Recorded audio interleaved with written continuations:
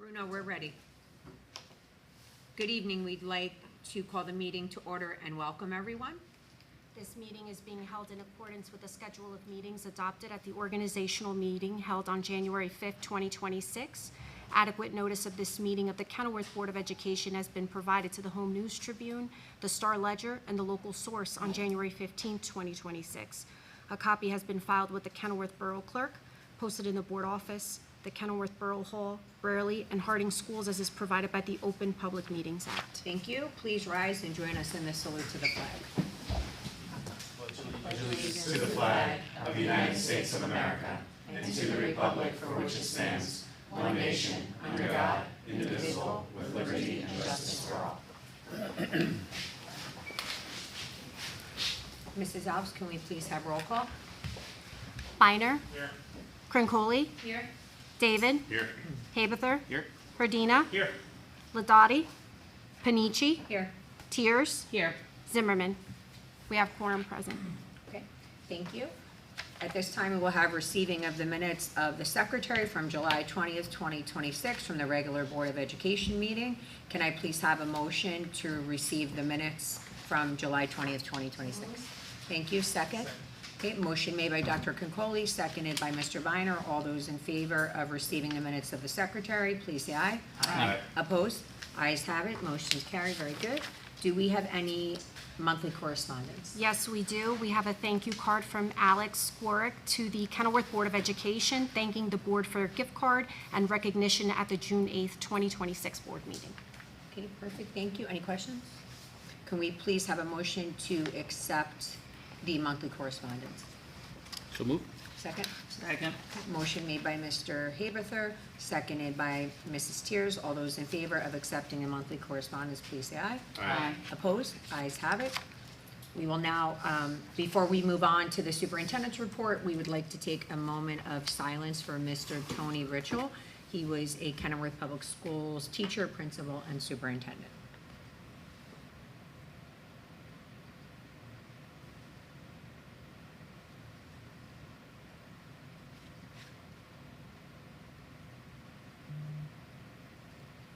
Thank you. At this time, we will now move on to the superintendent's reports and presentation. Superintendent Davies.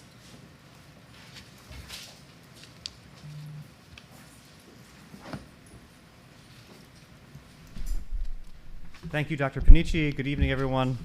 I have a number of brief presentations tonight, and joining me is Ms. Sam Heimpel, our Director of Curriculum Instruction and Innovation, for a few of these presentations. But I want to start off.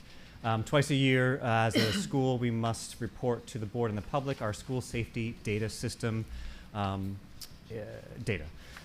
So I wanted to report this past 6 months. We do one report in January, one in the summer, and it provides you an overview of all the incidents that have occurred over the last several months. We have some good trends here. So to point out, violence is down. From the previous 2 years.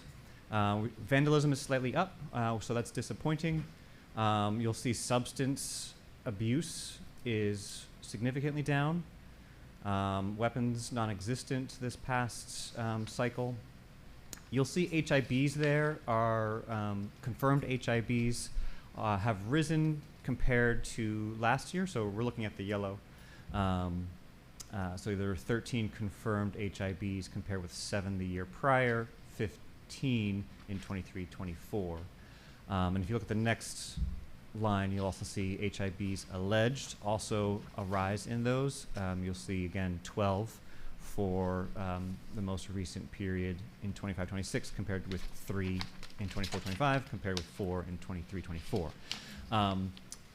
The reason for this, I believe strongly that this is because we have a middle school principal and we are solely dedicated to that age group where a lot of HIB occurs because of the developmental age of those students. And I look at this as a positive trend in that things are reported, investigations are conducted, and we follow through appropriately according to the HIB law.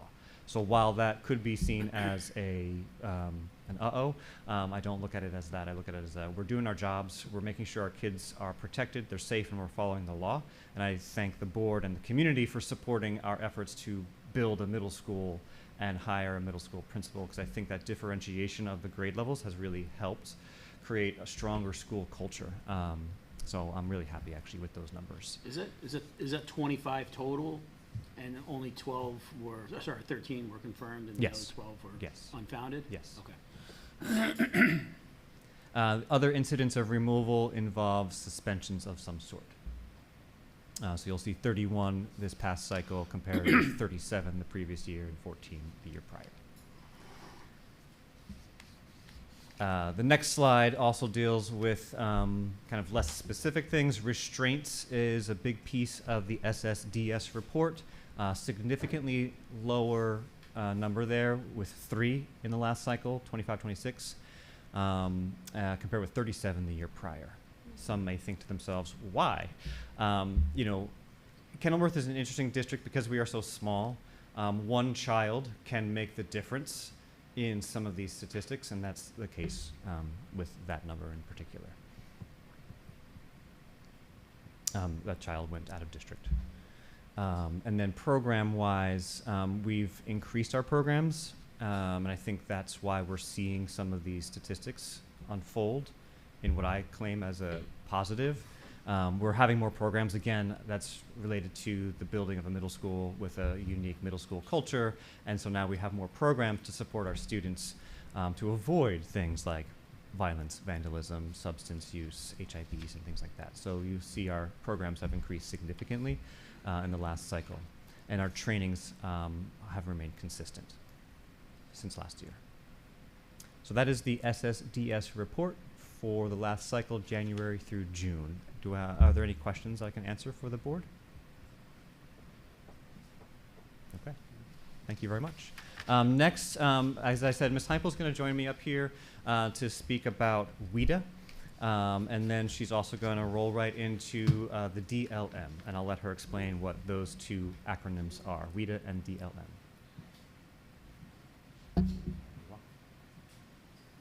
Good evening, everyone.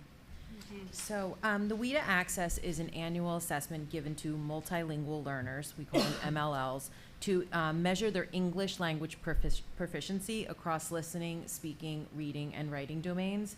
And the results from the WIDA assessment help us to monitor our MLL students and their English language development to determine like the supports that we might need to be providing them and whether we are or not providing enough.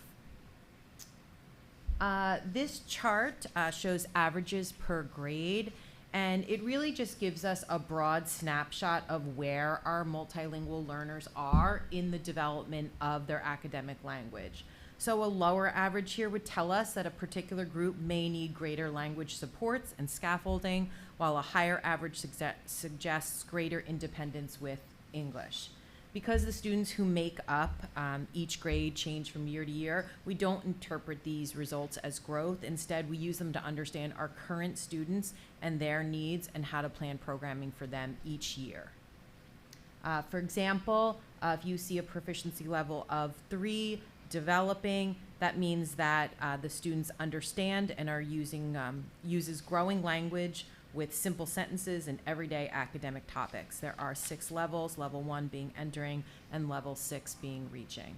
So these are just some averages. When we receive the WIDA results, students are assigned these proficiency levels, like we said, based on what they can do. They're called the can-do indicators in English, across those 4 domains of listening, speaking, reading, and writing. A low WIDA score does not indicate low academic ability or low literacy overall, where it's telling us where the students are along the rubrics of learning English proficiency.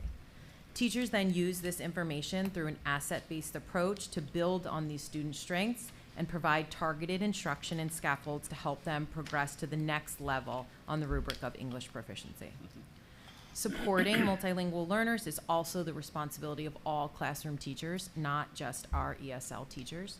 In that light, this summer and throughout the school year, all of the administrators and all of the teachers at Harding School are being trained in sheltered instruction, which is an approach that helps teachers make grade level content understandable and accessible to the multilingual learners in their own classrooms, while they're also helping them to develop their English language skills. Some of the strategies they use are, visuals, modeling, teaching vocabulary, and all of the strategies are good for all students, but imperative for our multilingual students. The middle school and high school teachers will be receiving this turnkey training during curriculum meetings from us, and hopefully we'll be receiving it in the future. It's 15 hours per teacher, and I've gotten great feedback about it, so I'm excited. Any questions about WIDA in general, or our students, or what the proficiency levels mean? Are you outsourcing the shelter instruction? Like, is someone, or is it being done in-house? Like, is there someone coming to give the training to the teachers? So we are turnkeying it. The administrators all took it, and then I took the full PSYOP, which was a 6-week training course, Yeah. and so did some of our other teachers. And so we're turnkeying it right now to the middle and high school, but all of Harding is taking it on their own. All classroom teachers are taking it on their own. So I'm really hoping for that to Yeah, be I helpful took to the them. training, and it works with all students, yeah. not just MLs. That was like the biggest thing. It works for all students, but it's imperative for Yeah, our MLs to have it. absolutely. So we're excited about that, in an extra support for our kids as they move along.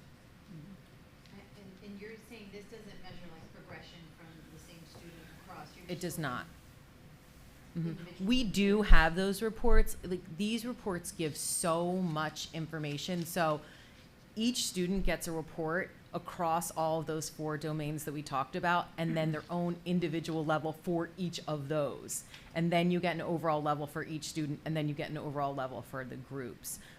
Really what happens is the MLL, the ESL teachers, they drill down to it. They make the decision on whether they stay in the program or not based on their proficiency levels, and they build their program around the individualized needs of our students. And then they also communicate with classroom teachers, and our classroom teachers also can have access to the WIDA scores. But we're trying to make it easier for classroom teachers to understand what their MLs can do and what the next step is that they can support them in growing towards. It's state required too. I don't know if everyone knows that access is, Oh, yeah. like Yeah. is required. Mhm. Okay. Okay, the DLM, or the dynamic learning maps, it's an alternate state assessment. It's designed for the students in our district with the most significant intellectual disabilities. The results that we get from this help teachers and understand what their children, their students know and can do also. And they're used to inform individualized instructions and supports and help build steps in IEPs. Under ESSA, participation in this alternate assessments is limited to 1% of students tested statewide in each subject area. This past spring, 2 middle school students at Brearley participated in the DLM. Because this is such a small group, we don't publicly report their individual performance results in order to protect the student confidentiality, but to report that we did have 2 students who took it, and we are using the results to inform their IEPs and individualized instruction plan. Any questions about the DLM, the dynamic Just a real learning quick map? question. Yes. I don't know if you want to, but you had December 1st on the slide there, but on the agenda for the committee report, it's saying September 8th. For what For the date? PSYOP training? So the PSYOP training is all that I took? Oh, just if you go back a slide. Yeah, that So last- Harding teachers have by December 1st to be trained by it. They had 2 different options that they could take. Some of them took it over the summer and are taking it, and some of them are taking it on opening days and finishing it by December 1st. The deadline is technically December 1st. Gotcha. I'm sorry if that wasn't. Makes sense. So I would just say. I think September. I have majority of the staff completed it over the summer. It's in the committee, there's just a date discrepancy of start to end, so I think Oh. when Yeah, I was just didn't know Allison's what- gonna read it, what that's to why say she's when I read asking. it. Should we just say, Yeah, first day of Oh, school until okay. December 1st, and you can Okay. read that, so. Thank you, sorry. Sorry. No, that's good. I'm happy to clarify anything. Okay, thank you. Thank you, Ms. Heimel. Moving forward from the DLM to student attendance, one of the board members had asked for some data on where we are with our student attendance, and I want to make sure and provide that to you and the public. So here's some initial data. Oh, geez. So what you see there is a comparison between 23-24 and 24-25. This is looking at the school performance reports, which is why 25-26 is not there yet. I didn't want to confuse data coming from Genesis and data coming from the state reports, because sometimes what Genesis can spit out to us versus what the state provides us, there's not discrepancies in data, but there's just different metrics by which people are looking at things. So I wanted to make sure that I was consistent in presenting this to you. So what you're seeing here is, I think, a good sign on the left. You'll see, for example, at David Brearley, in the 23-24 school year, our chronic absenteeism rate was 16.9. In 24-25, it was 15.3. So we've made improvements at Brearley in terms of chronic absenteeism over that year. Harding, relatively the same, 10.0 versus 10.1, so a slight uptick there. District-wide, we're in better shape. We've gone from 13.9 in 23-24 to 13. And meanwhile, the state has also reduced because the state is emphasizing chronic absenteeism and making sure districts are doing their due diligence to make sure kids are coming to school and putting schools on corrective action plans, as you know that we are on one. On the right-hand side is the absenteeism rate by grade level, which is interesting. It's interesting to see it kind of hop around. Like one grade level is at 22.4%, another one is at 5.2%. The reason why I bring that up is because of what I said earlier.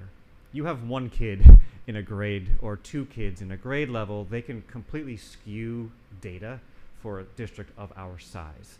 So chronic absenteeism is just, it's difficult to address. We have been addressing it. We have our corrective action plan. You've approved it. We are actively working on it. Our building principals, our supervisor of student discipline, like we're actively working on it. But when you see this kind of data bouncing all over the place, it does reveal like, wow, there's no trend to that data. It depends on the grade. Obviously, high school is a little bit worse than Harding. You can imagine, older students are a little bit less inclined. Younger kids generally like school. Like there's those types of trends that you can point out, but by grade level, it's difficult. I wanted to kind of paint that picture for you because I wanted this is just a subject to consider for the board. This is an excerpt from our regulation on student attendance, 5200. Which talks about unexcused absences that count towards truancy versus excused absences. If you read all that, and this policy is much longer than this, but this is just an excerpt, and you get to the bottom line there that I highlighted in yellow. A parent in Kenilworth is able to excuse their child for illness. Not every district is like that. Some districts require more documentation, say from a medical professional or facility. The reason why I bring this up is because having been a principal in this district and having tried to combat chronic absenteeism for years, we get into a situation sometimes with specific parents. Majority of our parents are fantastic, but with specific parents that will tell us that their child is sick after the 50th absence, the 51st absence, the 52nd absence, and our policy allows that. So I just want to float this idea and have you consider it. There is an opportunity to change the language to that. I have some suggestions. I won't go into that right now, but I do wonder if the policy could be tightened slightly so that when a parent is one of those parents who, doesn't mind their child being absent 50 times, which is hugely over the limit for chronic absenteeism. The limit for chronic absenteeism is 18. But we are dealing with some folks who will give a note and say, no, they were sick. And then we can't use the tools that we have to prevent that child from being absent further, which include at the high school level, loss of credit. That threat of loss of credit is a powerful threat. If you're going to lose credit in a class and have to repeat the class due to your attendance, that usually kind of straightens out people's attendance issues. But in this situation, a note from a parent will excuse absences. So it's just something to consider. I want to float that to you now and have us talk through that in committee, and then maybe make some changes to that policy moving forward. That would be a good idea, because then it's in line with your cap and it's more evidence, because Right. what we're doing Right. is counterproductive to what the team's doing. If a parent gives a no for 35 days, you need medical, legal, and a structure in place, Sure. because it's kind of like, Yeah, What are the we administrative doing? team Yeah. is frustrated. yeah, definitely a at the- policy revision that's got to be tight, because if not, you're just spinning your wheels. Correct. The administration is annoyed by this because you try to tell kids, well, you're going to lose credit, but if But your parent- mom wrote you a note for 45 times, Right, and the so tea- you're losing and the teachers are instructional frustrated time. with the administration, thinking you guys don't do anything about these students who are absent. Well, we try, but at the end of the day, the policy is the policy, and the parent knows that policy. So this is something that I would like us to talk further about and potentially make some changes down the road, but I want to present it in this presentation. And just to kind of now dig a little bit deeper, again, by and large, our students have strong attendance, but you get 1 or 2 children per grade level, and they skew the data because you look at our percentages. So now this is data looking from Genesis. So Genesis data shows us the comparison between 24-25 and 25-26, and you'll see that in 24-25, 93.8% of ninth graders, the ninth graders had 93.8% attendance. Meaning they were here in school 93.8% of the time. That's not chronically absent. You compare that to 25-26 and the ninth graders, different group of students, that attendance improved. 94.6% they were here that much. So the majority of our kids are coming to school on time, and it's not an issue for the majority of our students. You get those few kids whose notes might be supported by some parents, and you then all of a sudden we're skewed, and now we're chronically absent district. But that's not who Kenilworth really is. So it's just a frustration, and the same is true for the middle school data. You see these 94.78, 95.41, 94. These are our attendance rates. It's great. Can't complain about this, but yet we're chronically absent. Harding, same thing. Like, those percentages are fantastic. Obviously, we'd like them even higher, but it is interesting data to sift through and to look at from this perspective. And I do wonder if that policy for those few and far between students, because we lack the teeth to enforce what we say we want to enforce, that's possibly causing an issue. What questions can I answer about that? I have a question that I'm just looking at numbers. I'm just curious, off the top of your head, do you know how many incoming freshmen we have? I don't. I'm sorry. Because, I mean, we're losing it. It's in your enrollment report, which is in We're your... losing a big group, that's what, yeah. 114. All right, we're losing it. We got some space now in that high school. We do. We're losing a big senior class. That's just, Yeah. What slide are you looking at, Jeff? just looking at the fact that we're losing 151 151. seniors. And then we have 140, what did I say? 114? 114. Yeah, so Yes. just like looking at numbers. Yeah, the enrollment report is in your packet, so you can take a look at where we stand. We are down slightly enrollment-wise, district-wide. Do we have room to take in more? Students? Yes, we do. Like, if more people moved into the community, yes. Yeah. Choice is stable. Choice will not change. Choice can't change. It's No, I mean, you can request from the state to change it, but they're not changing it, and they have made it very clear that they're not changing the choice numbers. Just moving forward, if you just make sure this attendance information, can you make this standard information at least once a year? Every year, attendance report? Sure. So- Absolutely, and then we can compare year to year, for sure. Yep. My last brief presentation is about public comment. So at our last meeting, we discussed public comment, and one of the board members suggested that I do a little bit more research and we talk a little bit further about this topic. So I wanted to just kind of give you a little bit of data. If you look there on, so what we're talking about here is altering the public comment language, which has already been implemented, as well as taking a look at the policy and potentially taking action at the September meeting to change the public comment time period from 5 minutes to 3, and possibly looking at putting a limit on the length of time for total public comment to possibly 1 hour, and then the ability for the board to extend that time should the board see it fit to do so. So we had a very healthy conversation at our last meeting. We're not taking any action on this today, but I wanted to present you just some data of surrounding districts as well as Kenilworth. When you look at the right-hand side of that slide, you'll see all of our surrounding districts have their public comment minutes at 3.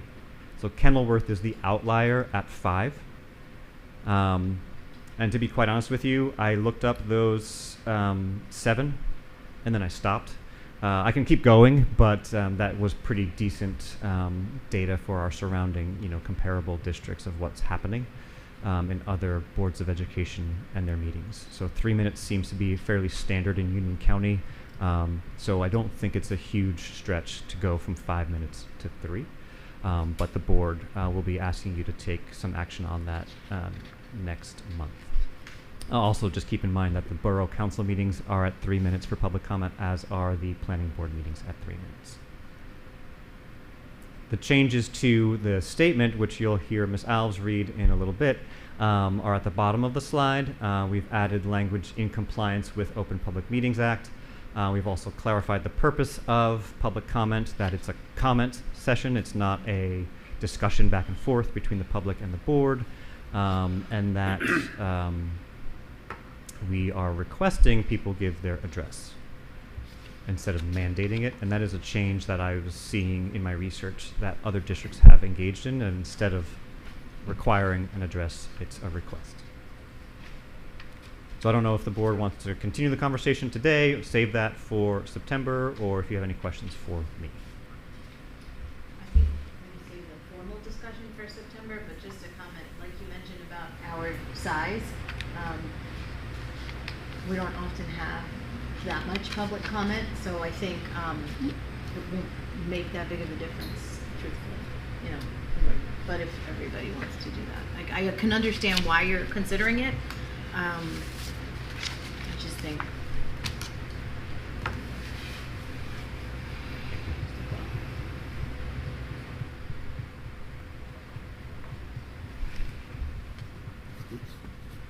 So there's the public comment changes. Just I highlighted them in green.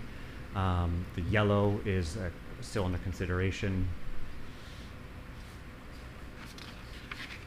In the green, in compliance with the Open Public Meetings Act. Then the next green section, the superintendent or board president may respond directly to some of the points raised, provided time allows, and it is appropriate to do so. But we may not. We might, and typically what I do, and I think the board has been happy with this, is we take down their name and their information, and I contact the person afterwards and have a more lengthy, thorough conversation with them afterwards. I have a few more points for you. Go back to my seat.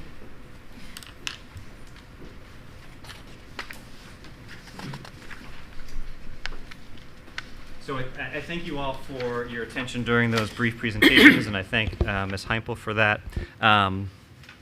In other news, this is such an exciting time for a school district. We're on the precipice of a new school year. So it's just an exciting time to be an educator. I love it. It's, the summer gets lonely, and so our administrative team is looking forward to welcoming our new teachers. They're looking forward to welcoming our teachers back next week. We're looking forward to welcoming our students back.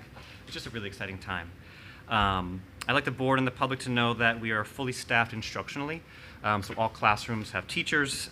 We do have a couple vacancies regarding some non-instructional positions, and then we're working on those. And we also have a few leave replacements that we are looking to fill for later in the fall. But as of tonight, we have everyone set and ready to roll.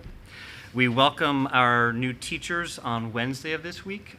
So the board knows we're welcoming one Harding librarian, 4 brandy new teachers, 4 leave replacement staff, and 2 of our pre-K teachers that we hired in January last year. So we have a total of 11 staff members coming to new teacher orientation this year, which is exciting. That's a nice big group. So we're really excited to welcome those teachers into the district. And Ms. Heimpel has been working with her team, and the administrators have been working with Ms. Heimpel to design a really robust new teacher orientation program to onboard these staff members into our district. And that's fantastic. Athletics is in full swing at David Brearley High School. It's wonderful to see our student athletes, our marching band, our color guard out on the fields, preparing for their opening competitions. And point of fact, the football's first game is already this Thursday, which is hard to believe, but they're already playing this Thursday. It's an away game, so it won't be home, but they're playing Wallington at 6 p.m. Go Bears. Our facilities are in great shape as we prepare to welcome our staff back. And our students on September 8th. The STEM lab at Harding has undergone a robust facelift. Meanwhile, Harding's 2 new pre-K classrooms have incorporated renovated bathrooms into those classrooms. That's an extension of the referendum work. So that's great to see that coming to a closure. Over at Brearley, the elevator is being installed. The sod field is looking great. The sunshades are about to be installed, and the pickleball courts and the tennis courts, man, those have exploded with use, and it's fantastic to see so many. First of all, so many students are using them. Like, I walk past them all the time, and there's just kids that I like. It's just great to see them being utilized. I think they're being generally well kept so far, so I love seeing that. It's just great to see that lively activity going on there at the pickleball courts. So that's awesome. And we're also putting some finishing touches on the new wing, bulletin boards, some signage, and things like that. Just a thank you to our custodians, to our secretaries. They worked so hard over the course of the summer to make sure that we're ready to roll, and I'm proud to say that we are ready to roll for September 8th with our students. So thank you to our custodians and secretaries. Also today we had our leadership retreat where the administrative team comes together and we talk about leadership styles, team dynamics, and it was great because we have a new BA, we have a new high school principal, so it was great to welcome them to the team. Obviously, we've already welcomed them, but it was great to do some team building work with them. We also talked about our 26-27 goals and our district priorities. We set those in stone, and we did a bunch of work with our instructional planning and focusing on academic achievement. So it was a really wonderful day today for our retreat. Tomorrow, for all of our parents to know, August 25th, the Genesis Parent Portal will reopen, and parents and students can see their teacher's schedule, their teacher and or their own schedules. So that is an exciting day for a lot of folks. So that's tomorrow. Also, in terms of dates, just so everyone knows, August 31st is 6th grade orientation for the middle school. It's also new student orientation at the high school, so that's on Monday of next week, a week from today.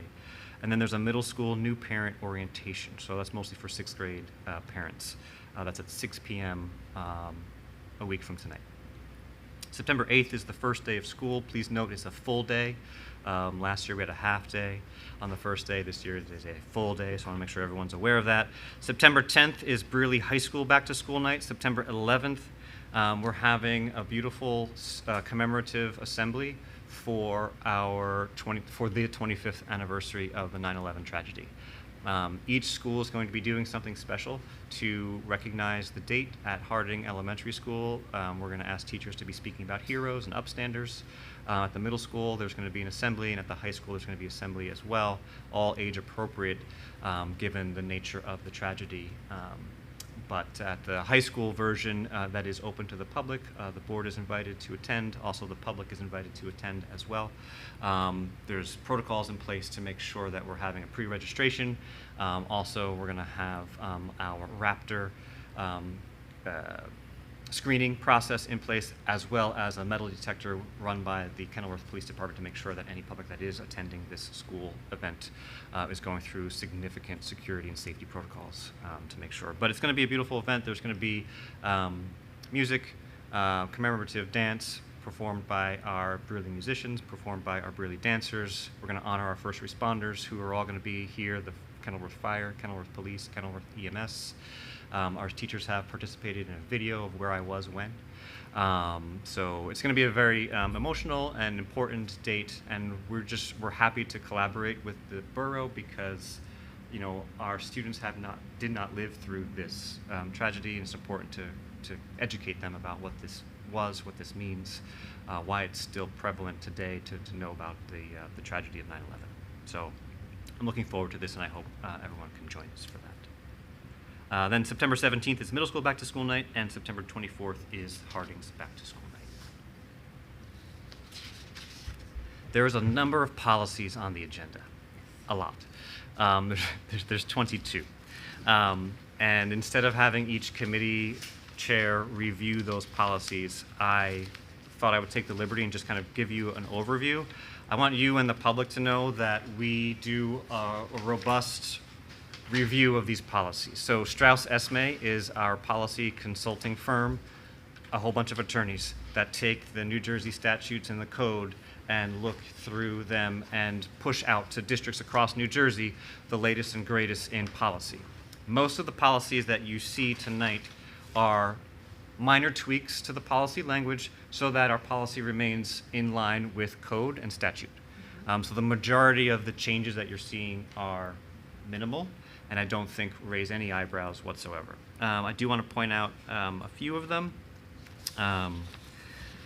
There's two new policies. One is policy 1636.01, which is notification of promotion, new job, and transfer opportunities.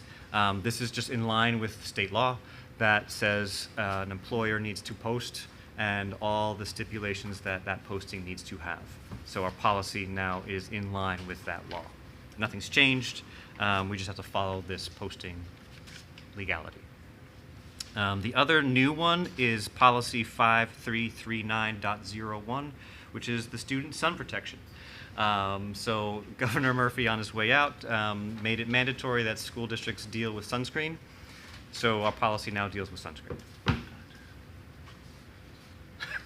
Don't know that there's much controversy there. I just wanted to make sure you were aware. Again, most of these are revisions. So moving on from new policy to revisions, most of these revisions are language revisions, tweaking the language to align with the statute. That's the case for board member election, duties of public school accountant, legal services, professional services, employment of chief school administrator, superintendent's duties, internal controls, administrative employment contracts. All of those are really bare bones language changes. And again, these are coming from Strauss Esme. We've reviewed them internally with our team. We've consulted with our attorney when necessary. We've consulted with outside consultants as well when necessary, but these are changes that I think are appropriate. The policy 2200 curriculum is aligning that policy with the New Jersey Student Learning Standards. It's also abolishing the old. Again, nothing's changed with our curriculum. It's simply language changes. Same is really true for 2411, which is career education and academic counseling. It used to be about general counseling, and now they're adding career education and academic counseling. So it's a lot of language changes. Same with statutory curricular requirements. Excuse me. I'm going to move forward and just kind of focus on the one that I think people need to really be thinking about, which is policy and regulation 5516. 5516 references the New Jersey state law that came about in January of 2026. It's the cell phone ban. I communicated out to you, I communicated out to the parent community. Teachers have been made aware, specifically at the high school, this is where it impacts. There's no changes to Harding, there's no changes to the middle school. They've already been operating with basic cell phone bans at those two schools. It's really the high school, that's the big question mark. Excuse me. And I think it's gonna go fairly well. I think parents understand why this is happening, and we're good to go. Got a cough. Can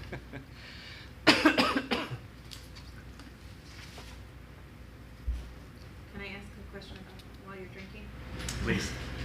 So just for the cell phone ban, we've already been doing this in our school district. Yes. But just to clarify for the public, we do have written language regarding accommodations for specific students if they need it. We don't want people to think we're just, avoiding that because this new law is happening, correct?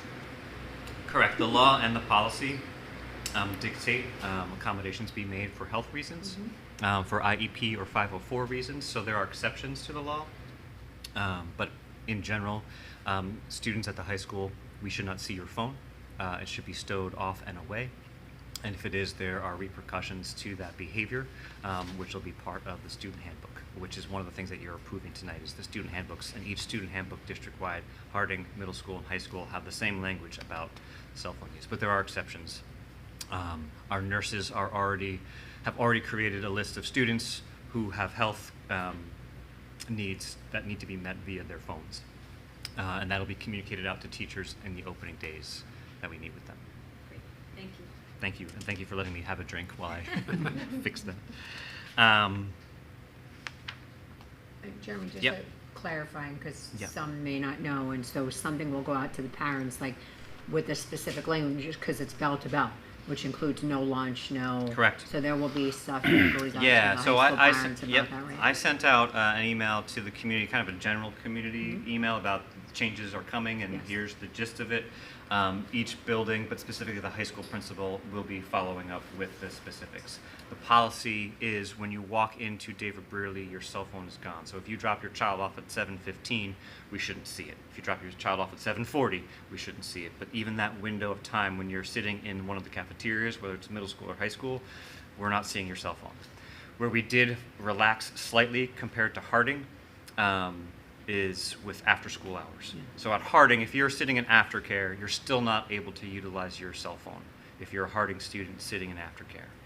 If you're a middle school or high school student, when the bell rings at 2:23, we are not then policing the cell phone rules because developmentally speaking, students are more able to use and might need to use their phones at that time. Thank you. You're welcome. Can I answer any questions about the policies?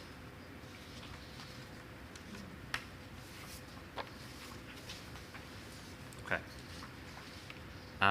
Finally, in your packets are the July HIB report. There were no HIBs in July because there was no schools. Resolution number 45, though, is your approval of the findings from June. So there were 2 founded HIB investigations at the middle school and 1 unfounded HIB investigation at Harding. So that's what you're approving with resolution number 45. Also, in your packet, June discipline report, there was no discipline in July.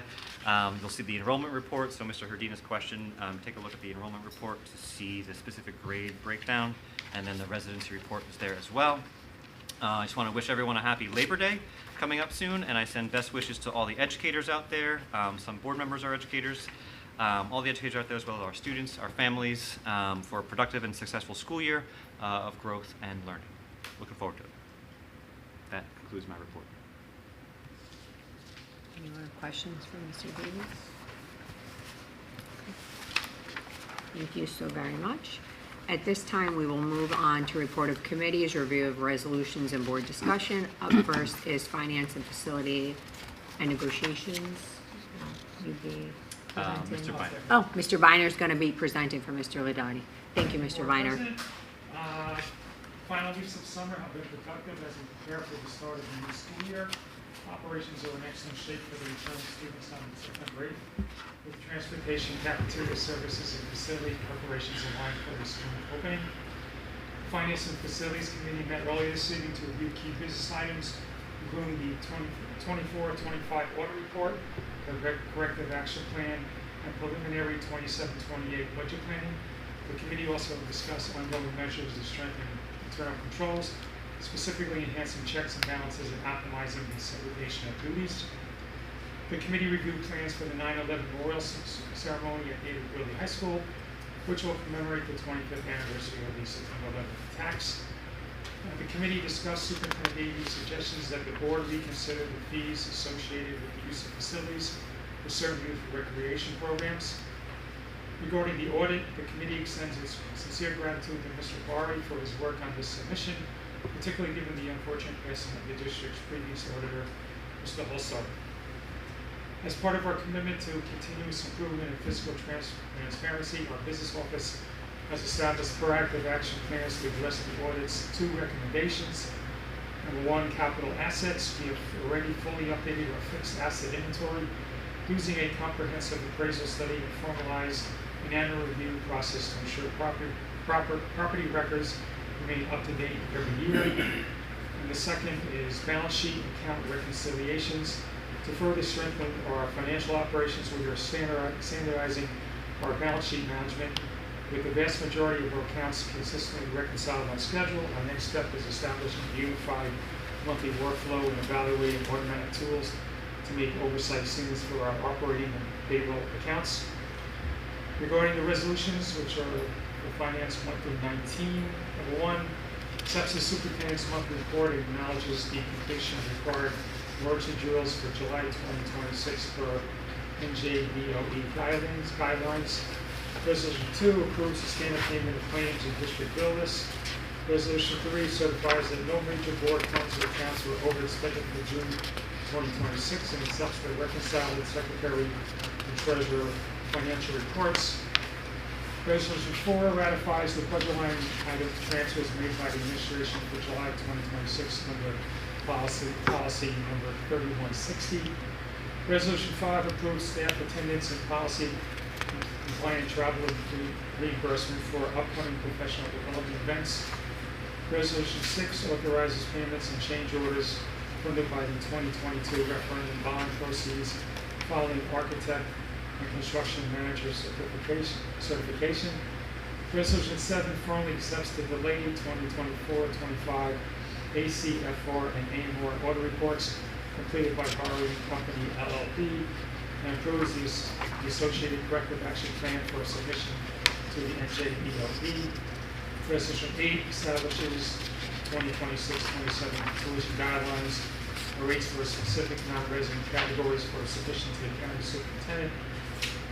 Resolution 9 grants conditional authority to the business administrator to pay specific operational vendors before formal board meetings to award late fees, subject to administrative review and subsequent board ratification.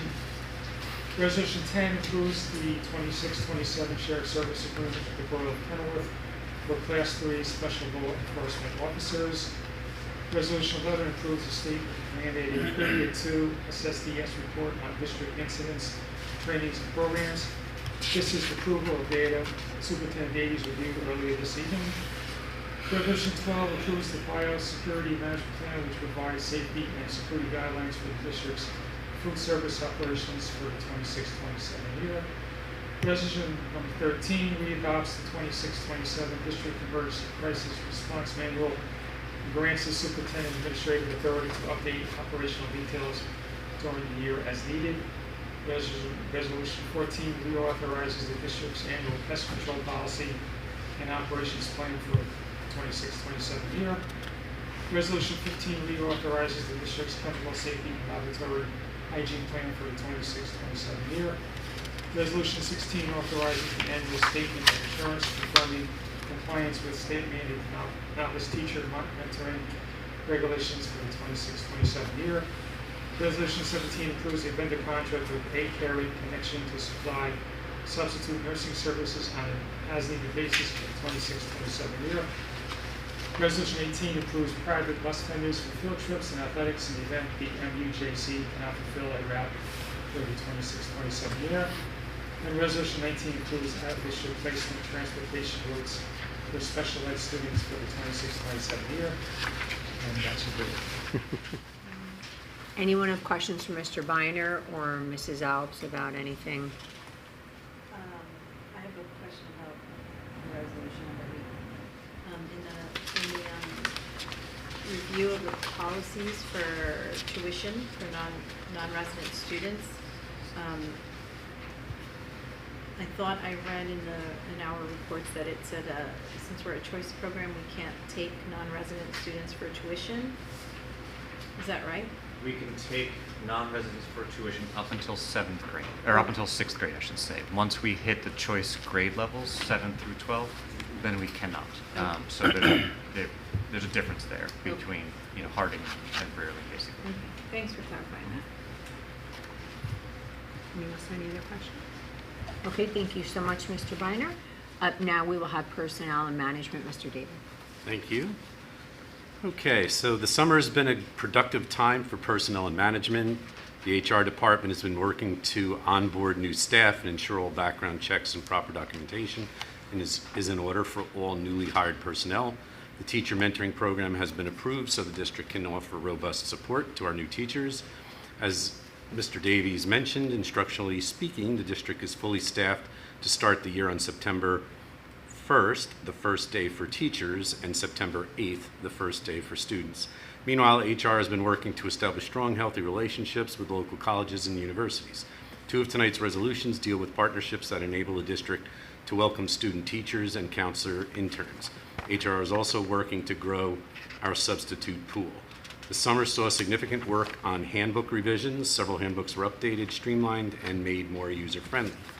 There are 20 resolutions to review tonight, starting with resolution numbers 20, 21, and 22, which accept the resignations of 2 secretaries and 1 aide. Ms. Tara Capra has served as Harding's main office secretary. Ms.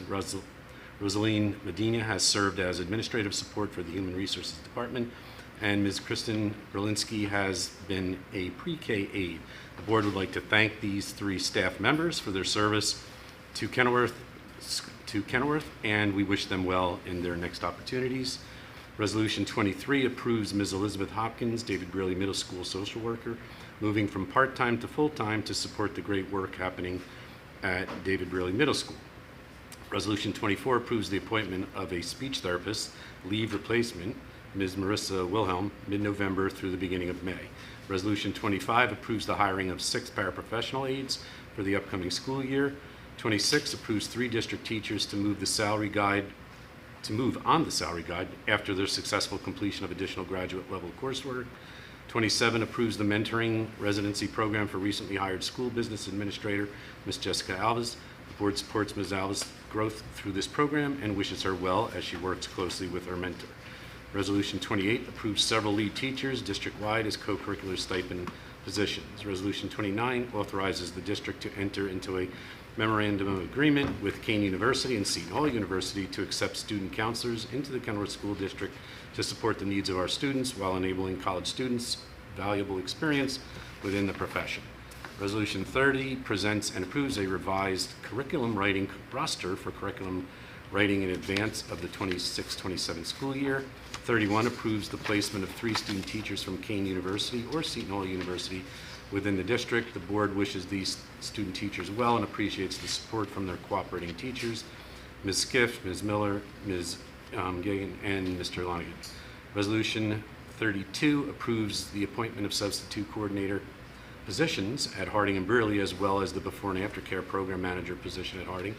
33 approves the 30-week mentoring program appointments of veteran staff members partnered with new teachers to the profession. The board wishes our newest faculty members great success in the classroom and extends its appreciation to the mentors who will support their entry into the field of education. Resolution 34 appoints an assistant boys soccer coach for the fall season. Resolution 35 appoints a volunteer soccer coach for the fall season, Ms. Derold, who is one of our high school counselors. Resolution 36 approves the 26-27 student handbooks at each of the 3 schools. When parents log into Genesis for the first time this school year, they will have to confirm receipt and review of their child's student handbook. Resolution 37 approves various staffing handbooks for the 26-27 school year. These handbooks will be distributed and reviewed during the opening days of Professional Development Week, Professional Development next week. Resolution 38 enables any certified secretarial or paraprofessional aid staff member to work within the before and after care program according to their contractual hourly rate. And finally, Resolution 39 approves substitute staff for the new school year. That's it. Thank you, Mr. Mishra. Anyone have questions for Mr. David about any of those items? Thank you so much, Mr. David. We will now move on to curriculum and instruction. Mrs. Tiers.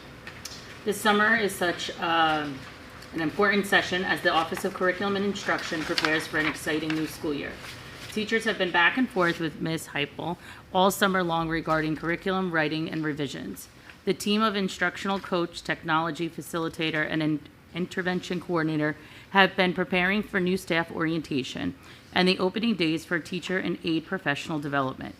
Meanwhile, individual conferences with teachers have been ongoing all summer long as the district moves forward. One of the initiatives coming out of the curriculum office is PSYOP training. By the time school starts on September 8th or by December 1st, all Harding teachers will be trained on sheltered instruction to best support our multilingual learners. There are 6 resolutions to review under curriculum and instruction. Resolution 40 formally updates and aligns several district curricula across K-12 to the current New Jersey student learning standards. Resolution 41 approves the frontline education management software and the strong evaluation models for teachers, educational specialists, and administrators for the 2026-2027 school year.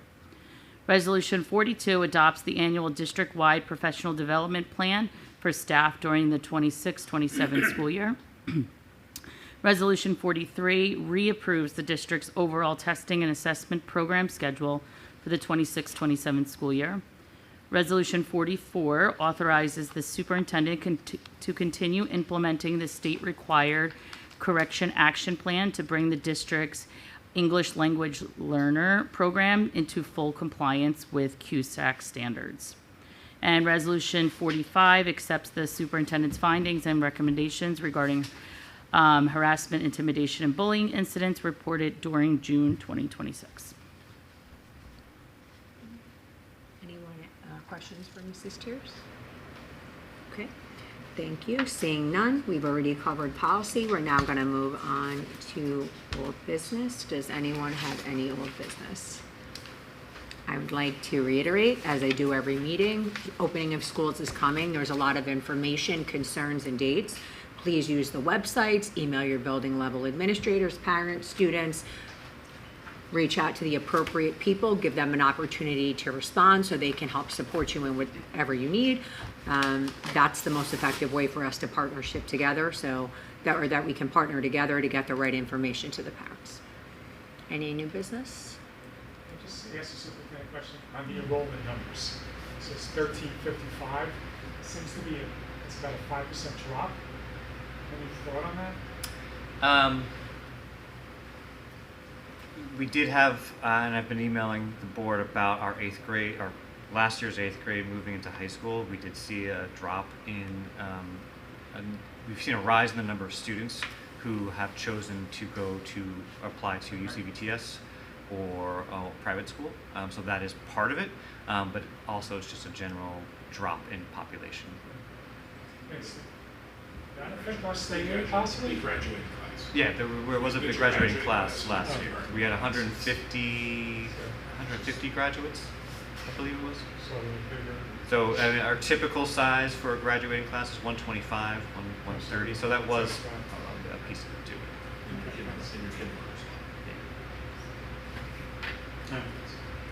Anything else under old business? Okay, new business? For new business, I just want to say thank you to the Girl Scouts who have been taking care of our garden behind Harding. They've done a beautiful job, and they carry water bags on a daily basis and schedule themselves and take responsibility. So I just wanted to thank them and the troop leaders. They've done a really, really phenomenal job. Also, we had Cast here again over the summer. They put on a beautiful performance. I'm sure you guys said this in the last meeting, but I wasn't here. So I just want to also shout out to Cast and many of the partners who are now using our facilities. I think it's great, and it's a great opportunity for us to continue, growing. So that's all. Thanks. And I think we all share this sentiment, probably all the board members wishing everybody a happy and healthy school year. We know how much planning goes into everything. We're volunteers ourselves. We know how much work it is to run the school, so I think we all probably want to wish everyone well and hope that you have a successful year. Okay, anyone else? Anything under new business? Okay, at this time, we will now move to open up the meeting to the public. Is there a motion to open up the meeting to the public? Second. Motion made by Dr. Crincoli, seconded by Mr. David. All those in favor of opening the meeting to the public, please say aye. Aye. Opposed? Motions have it. Ayes have it. Motion's carried. Ms. Alves? In compliance with the Open Public Meetings Act, public comment will now be accepted.